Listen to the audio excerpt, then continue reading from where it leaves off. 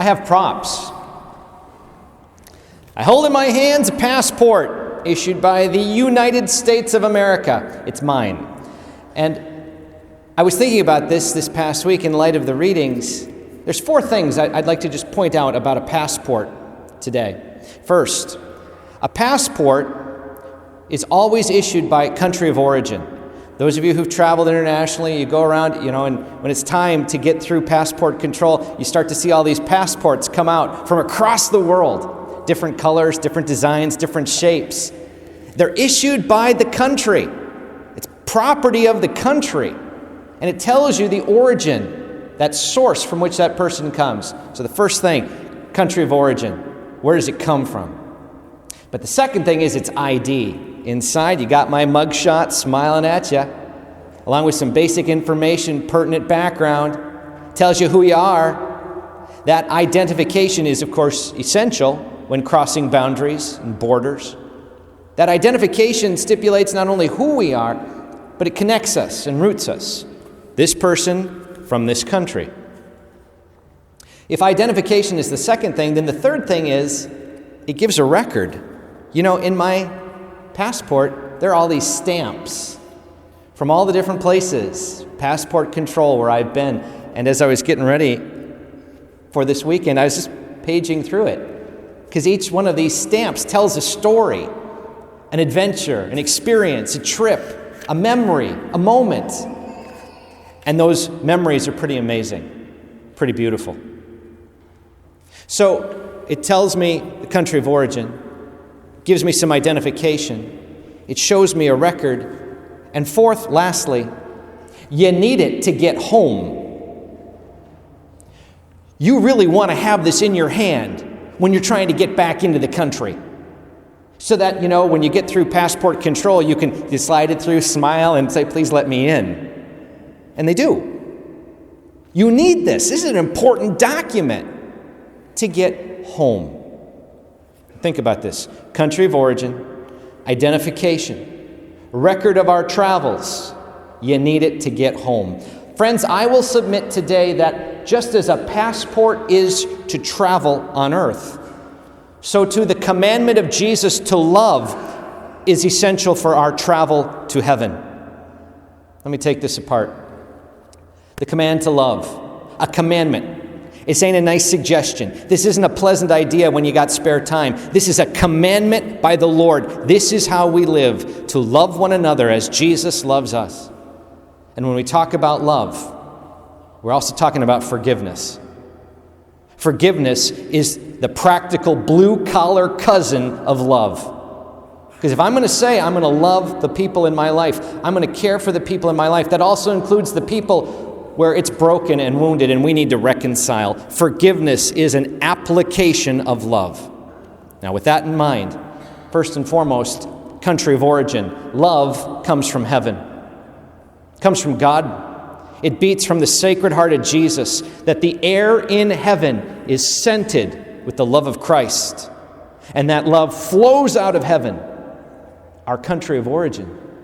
That love comes from God, poured out into Jesus, who comes into our world, who points back to the Father and tells us that God is love. Love is where we're from. Love is our country of origin. It's our source, our strength. It shapes us, defines us, and it gives us that framework from which we understand what is true, what is real, what is good, what is beautiful. Love is our country of origin. But second, love is our identification.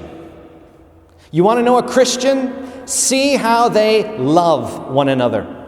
You want to see the proof of our Christianity, the proof of our faith. It's lived out in the concrete ways. We love one another. We forgive one another. What we say, what we do, people can see the tangible sign of how our love is manifested in the relationships we have right now, in how we interact with one another, how we speak to one another.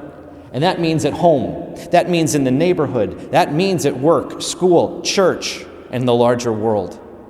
When people see us, are we identified by the love of Christ that shines through? It's the easiest test. It's the easiest background because the love of God coming through us points directly to the identification of who we really are and what we really are about. Sometimes that ID is easy. It's fun to love the people who are nice to us. It's great to love the people who smile at us and hug us and welcome us. You'll want the test, the true ID. Can we love when it's tough? Can we forgive when it's hard? Can we put into practice the example of Jesus when we don't feel like it? That's when the ID really stands out. But if we talk about country of origin being love, our identification of love, then the record of our love.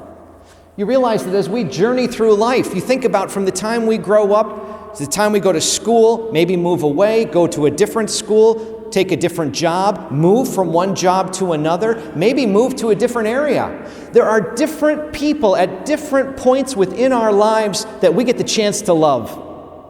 And as our lives change, different chapters in the book change, different people come into the story. That the gift of our lives is actually a record of all of the different people that we have had the privilege to interact with. And maybe for some people it's a smaller group. And for others it's a pretty big cast of characters.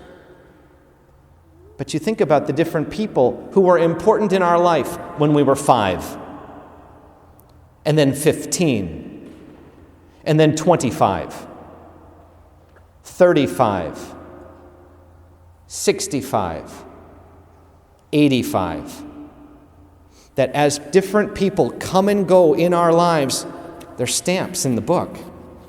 They're just records. They're a reminder of the different chapters, the different stories, the different memories where we get the chance to love. But lastly, and perhaps most important, you need love to get home. Because when we show up at the gates of heaven and Jesus is there, he's going to want to see the passport, and he's going to want to know, have we loved as he taught? And have we forgiven as he taught? And just to put not too fine a point on this, he's literally going to say, Andrew, have you forgiven everyone? Gulp. Because if I haven't, I have a hunch that the Lord of all creation is going to look at me with eyes of love and say, not a problem, Andrew. You just wait right here because that person will be showing up in 4 years, 3 months, 2 days. You can tell him you're sorry then. Folks, if heaven, our country of origin, only allows for love, then maybe today we better be about the business of making sure that our hearts, our passport is ready with that love. Because if God calls us home, only love will be allowed. Anything else doesn't fit. Anything else doesn't get in. It's only love. Only love will be permitted in the kingdom of heaven. We have the chance today to make sure that the passport is ready. It identifies where we're from. It tells us who we are. It records the story of our life, and it's essential to get back home. The invitation today is to follow the commandment of Jesus to love. So we look into our hearts as we get ready to make our communion. We look into our lives to see, is there any unfinished business I have?